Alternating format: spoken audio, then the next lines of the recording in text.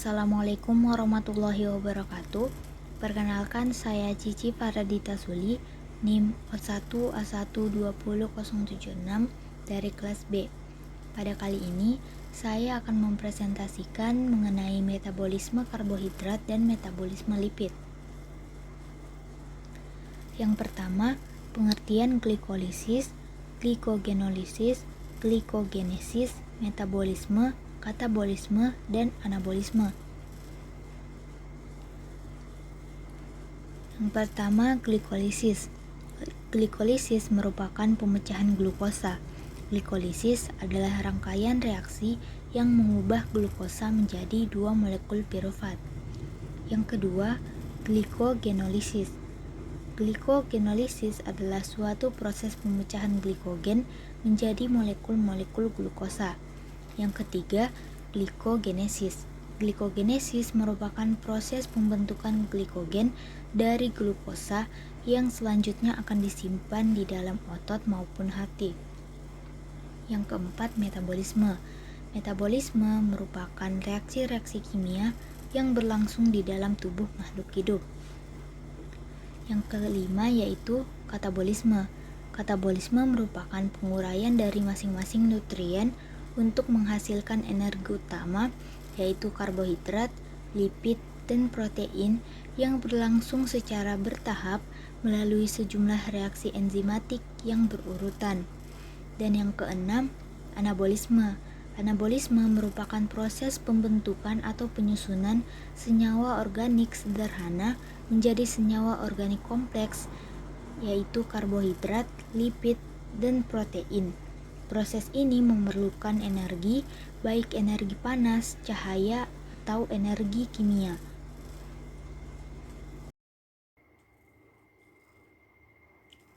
Selanjutnya yang kedua, yaitu benarkah proses metabolisme glukosa secara aerob menghasilkan energi lebih besar dibandingkan dengan yang anaerob?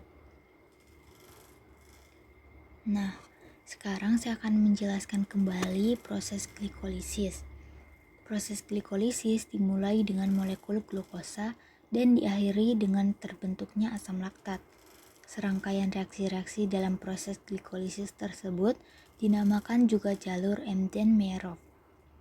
Reaksi-reaksi yang berlangsung pada proses glikolisis dapat dibagi dalam 2 fase. Pada fase pertama, glukosa diubah menjadi triosa fosfat dengan proses fosforilasi.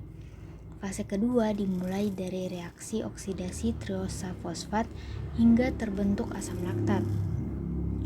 Perbedaan antara kedua fase ini terletak pada aspek energi yang berkaitan dengan reaksi-reaksi dalam kedua fase tersebut.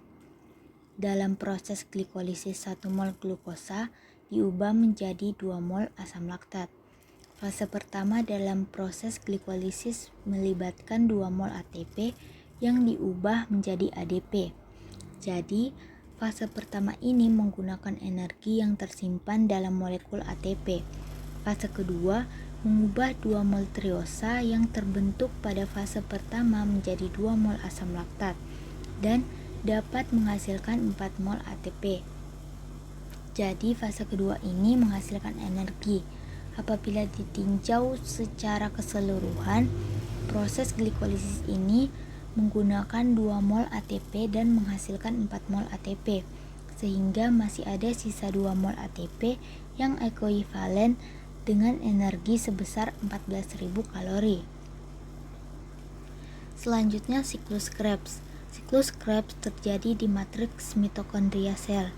Sebelum memasuki siklus Krebs, pertama-tama asam pirufat akan diubah menjadi asetil-CoA.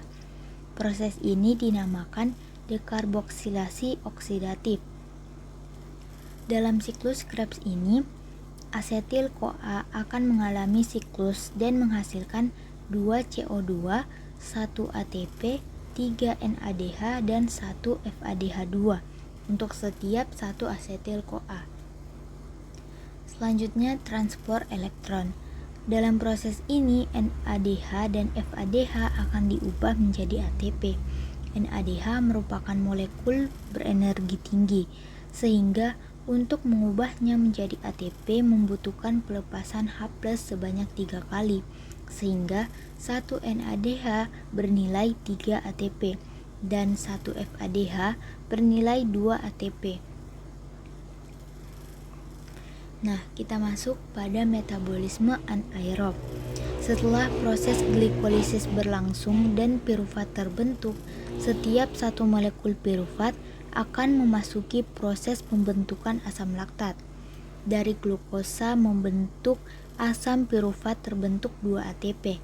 Sedangkan dalam proses pengubahan asam piruvat menjadi asam laktat tidak terbentuk ATP, sehingga pada metabolisme anaerob ini hanya 2 ATP saja yang terbentuk. Nah, selanjutnya metabolisme aerob. Pada proses glikolisis terbentuk 2 ATP dan 2 NADH.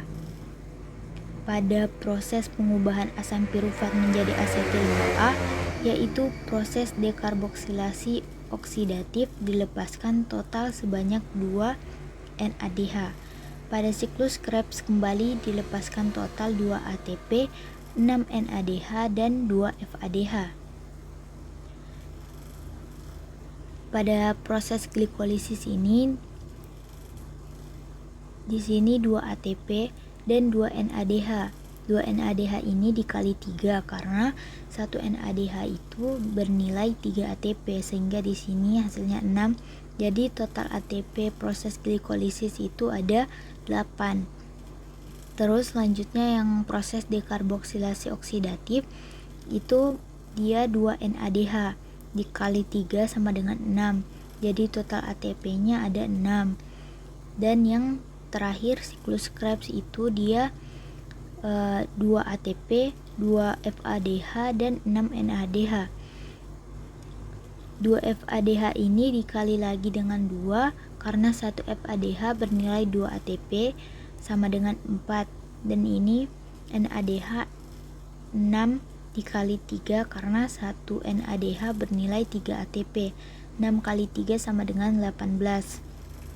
Di sini total ATP untuk siklus Krebs 24, sehingga jika ditotalkan keseluruhan itu ada 38 ATP dari proses metabolisme aerob. Nah, di sini kita dapat kesimpulan bahwa ternyata memang benar bahwa metabolisme secara aerob itu menghasilkan energi yang lebih besar dibandingkan dengan metabolisme anaerob. Karena metabolisme aerob itu menghasilkan ATP sebanyak 38, sedangkan metabolisme anaerob hanya menghasilkan 2 ATP saja.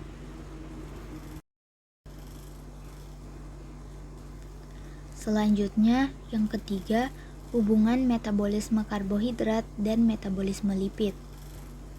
Bisa kita lihat pada gambar ini, karbohidrat akan dipecah menjadi glukosa, bentuk yang lebih sederhana, dan kemudian memasuki proses glikolisis. Sedangkan lemak akan dipecah menjadi bentuk yang lebih sederhana, yaitu asam lemak dan gliserol. Gliserol akan langsung memasuki proses glikolisis sebagai gliseraldehid 3-fosfat, sedangkan asam lemak akan mengalami beta oksidasi dan menjadi asetil-CoA yang kemudian masuk ke siklus Krebs.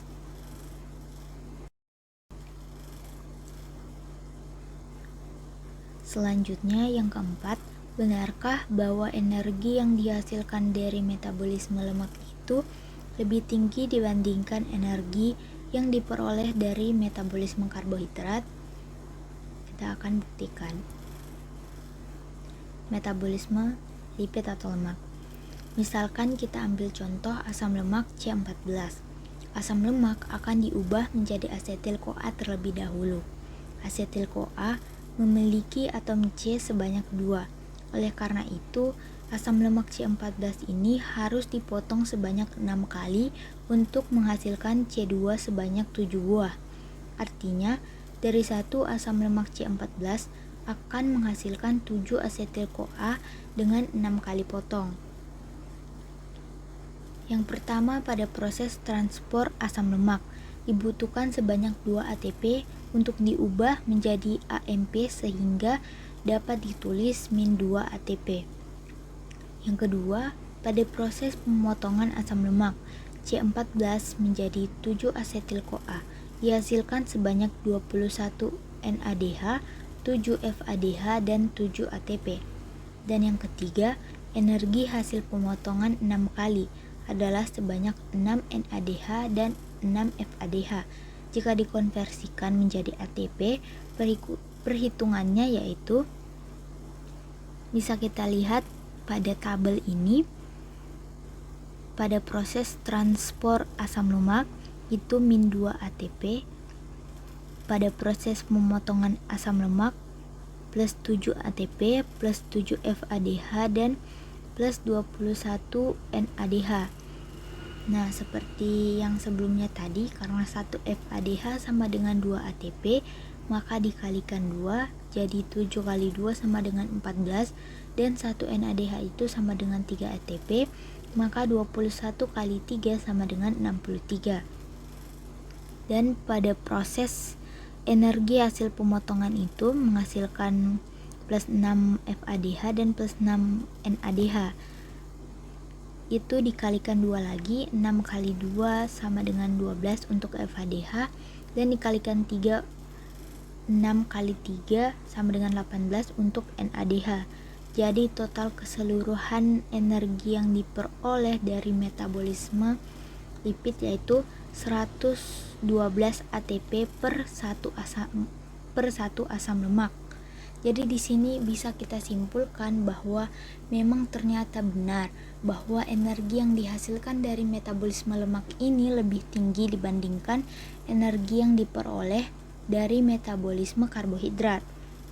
Bisa kita lihat di sini energi yang dihasilkan dari metabolisme lemak ini 112 ATP per 1 asam lemak, sedangkan yang tadi dari metabolisme karbohidrat itu yang baik anaerob maupun aerob itu masih lebih banyak ATP yang dihasilkan dari metabolisme lemak ini. Tadi yang metabolisme karbohidrat itu yang anaerob dia menghasilkan 2 ATP, sedangkan yang aerob menghasilkan 38 ATP. Sedangkan pada metabolisme lemak ini dia menghasilkan 112 ATP per 1 asam lemak.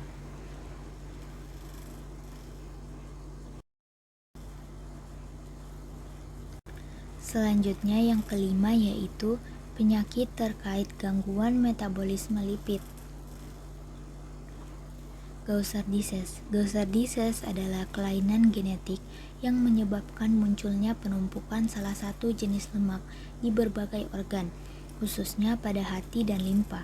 Sebagai akibatnya, organ-organ ini membesar dan fungsinya terganggu. Penumpukan tersebut terjadi karena gangguan pada enzim yang bertugas memecah lemak. Penyakit ini tergolong jarang terjadi dengan prevalensi hanya sekitar 1/40.000 bayi lahir hidup. Gejalanya yaitu anemia, tubuh mudah memar, pembengkakan limpa, pembengkakan hati, dan gangguan tulang. Penyebab Gaucher disease ini adalah mutasi gen yang mengganggu pembentukan enzim beta-glukocerebrosidase. Penyakit ini hanya bisa diturunkan jika kedua orang tua pasien merupakan pembawa atau karier Gaucher disease. Adapun caranya untuk mengatasi penyakit ini yaitu yang pertama terapi penggantian enzim. Terapi penggantian enzim bertujuan mengembalikan keseimbangan kadar enzim yang kurang di dalam tubuh penderita. Dengan ini, anemia dan pembengkakan limpa atau hati diharap bisa berkurang. Terapi ini umumnya dilakukan melalui infus setiap 2 minggu sekali untuk pasien penyakit Gaucher tipe 1 dan 3.